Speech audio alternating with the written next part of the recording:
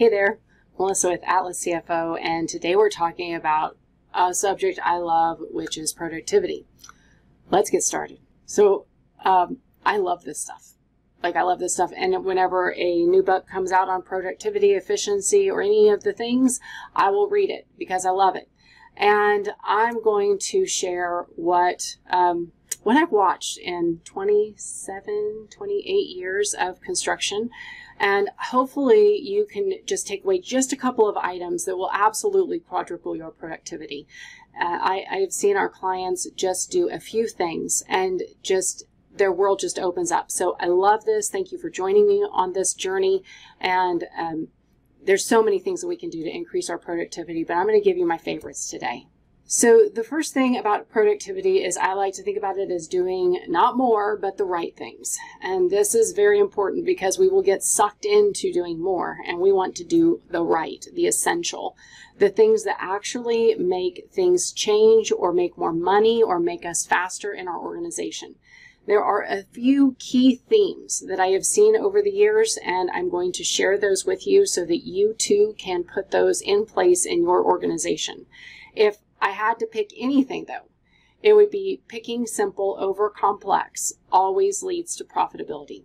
And all of these productivity things that we're talking about, I mentioned you're going to get productivity, you're going to get more done, but our contractors that follow this simple versus complex theme always make more money. And that's what we're all about. That's why we're in business. We're not in business just for fun. We're also in business for profit. And whenever we have profit, we can invest it back in our companies and in our employees, and everything just works. So let's jump into the first one, which is do it once. Yes, there's a lot of things that I could put into this category, and you know what I'm talking about as soon as I put it up here. It's the items that we email and mail. We have it in Excel and in our software. I was working with a company. They actually did their billing 3 times. They did their billing in their software. They did another version in Excel. Actually, I might have done 4. They did another version in the portal because the customer had a very specific portal. And so whenever this happens, we could end up even with 3 different versions. So thinking about how do we do things? Are we doing it more than once? Are we creating more of the same copy?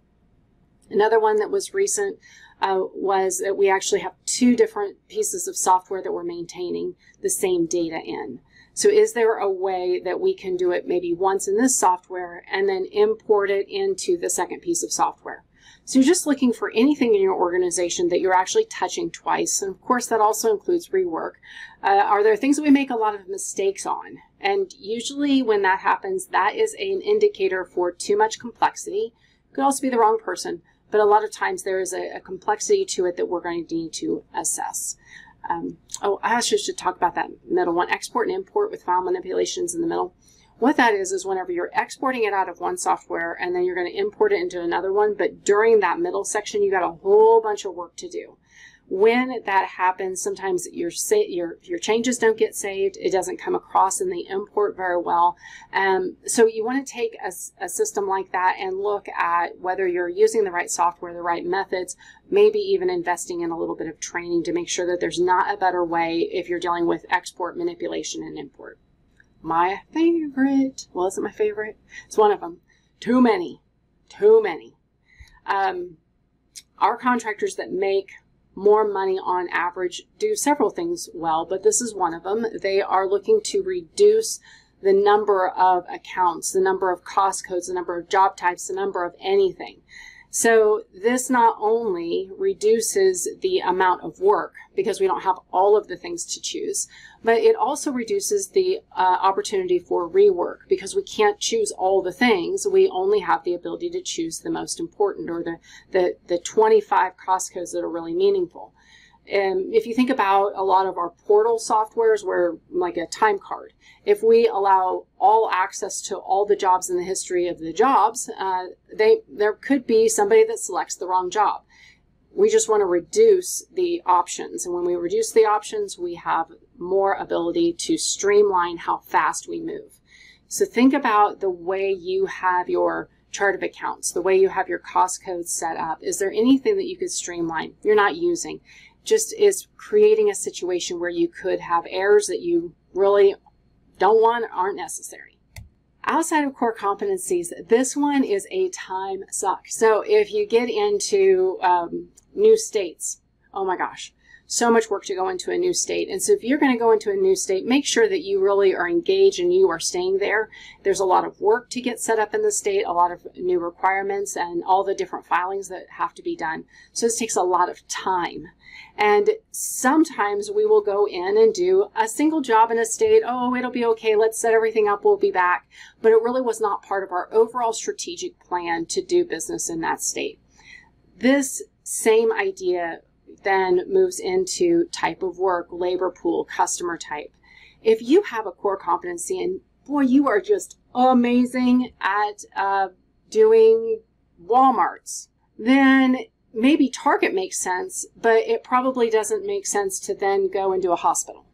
And this one thing will take so much time out of your productivity because you've got to learn everything new.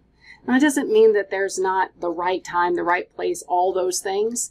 It's just that you want to pause long enough to make sure that this is exactly where you want to take the company, and it's not just, oh, it's Wednesday. Complex versus simple. I can name a few contractors where this is their theme. They are trying to make sure that they have a simple process. Whatever they're doing, they want to make it simple and streamlined and understandable from everybody, from the customer to the employee that's working on the project.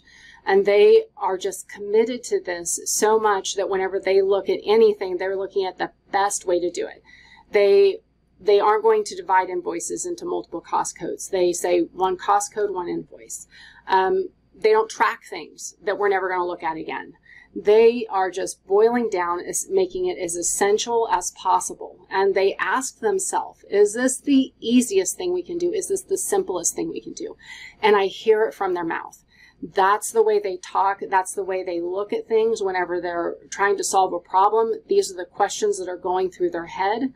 And I've watched it for so long, I just have to bring this one point to you, which is look at something, and if it just feels hard or complex or layered or another one is, oh, I don't want to do that because it's going to take me so long.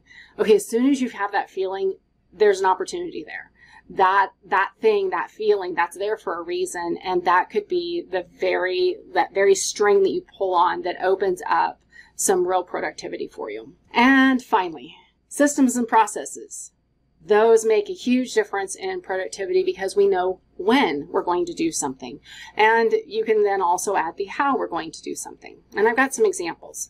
We cut checks on Friday. We did an experiment a few years ago and we calculated how long it took to cut a check. And when I say cut a check, I'm not talking about like cut the check, but from the time an invoice came in to the approval process, getting it entered, all the things, all the way through the software to cutting the check. And in a normal process, so it just, it showed up, it went through the system, we cut the check on Friday. It was just like we had approval of invoices on Wednesday. We knew we were going to cut the check on Friday. 20 minutes. So 20 minutes from the time that we got the invoice and went all the way through the system, that was kind of the long, the long and the short of how long it took to process that. Then we calculated how long it took whenever we had an emergency check. That check, that one-off check that's got to get cut, it's got to get cut today. And we don't have all the information, blah, blah, blah, blah. 6 hours. It took us 6 hours to cut that check. And the reason why it took 6 hours is because we didn't have all the information. We didn't have the lien waivers. We didn't have the right address, billing. We didn't have a check signer. We didn't have the authorization. We needed to FedEx the check. I mean, all the things, 6 hours. I'm not saying that everyone is like that, but it was such an experience for us to go through the calculation of 20 minutes versus 6 hours that we did everything that we could to make sure that all of our invoices ran through the normal cycle and that we followed the normal cycle, because if we said checks got cut on Friday, guess when checks get cut? On Friday. Not on Monday, Tuesday, Wednesday, or Thursday, on Friday. And once we were able to get that system created and followed, productivity went up because we don't have to stop everything that we're doing to cut that single check. We have a system for it. So just think about the things in your organization that don't have a date, don't have a when, don't have a this is how we do things in our organization, or the ones that nobody follows. Oh my gosh, it takes so much time when somebody doesn't follow the process. They don't turn in their time card. Well, how long is it going to take us to get the time card? Long time. So all these things that have system and processes are wonderful. And then we have to do the other part, which is hold people accountable and make sure that those processes are followed. Doesn't mean you can't change the process, but we want to make sure that we know when we're going to do something. I could talk about this for so many minutes, but I'm going to just round up with some final thoughts here. Contractors that have simple operations make more money. And I'm talking, I have seen this all of the years. The more simple and streamlined they make their operations, the more money that goes to the bottom line, because they don't need excess staff to deal with complexity or to deal with rework or to deal with multiple layers. They have streamlined it so that it is, truly lean. We could even use that word. Contractors that hold people accountable to their processes are more profitable. If we don't have to chase the time card, we don't have to chase the invoice, we don't have to chase that credit card receipt, all of a sudden, our productivity, at least in the office, is going to increase. Now, we need to make sure that we have the right process to support and make it easy on anybody in the field, because they are so important to this organization. But we can also work together to make sure that we're always following the same process so we don't have all of these exceptions. Oh my goodness. I used to say 80% is 100%. Well, sometimes that's true, but sometimes our exceptions can create so much work and so much time loss that it is, if we all knew how much time we were losing, we would say, no, everybody's going to follow the process. I have been in the room many times where I hear the owner of the company say, how can we make this easier, simpler, less prone to errors, faster? And they always use those same words.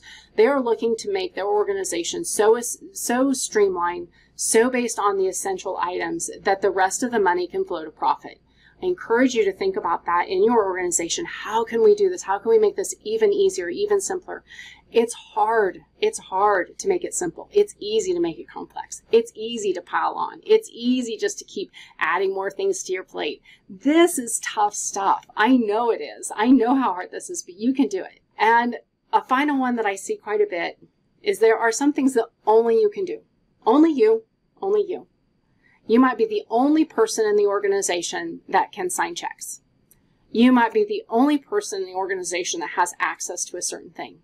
Whenever you do that well and you do it on system, on process, on point, there's flow.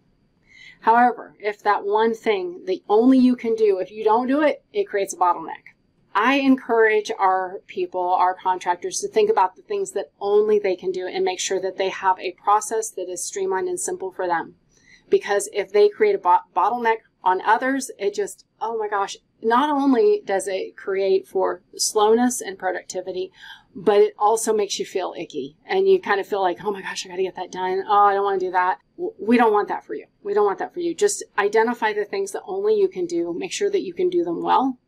And if you find that I shouldn't be doing it, a wonderful opportunity for increased productivity for you, where you can find some other team members that might be able to enjoy it more, do it better, or at least create flow. Thank you for joining me. I love this topic. I would love to do more of this topic because, like I said, I love to read on the subject. It's probably my favorite subject to read on, and I read on it every year, sometimes every month. Nerd. But thank you for joining us. Please check out our other videos. I think I have a few other ones on this topic, and if you like it, I'll make more. Thanks for spending time with me, and I can't wait to see you again soon. Bye.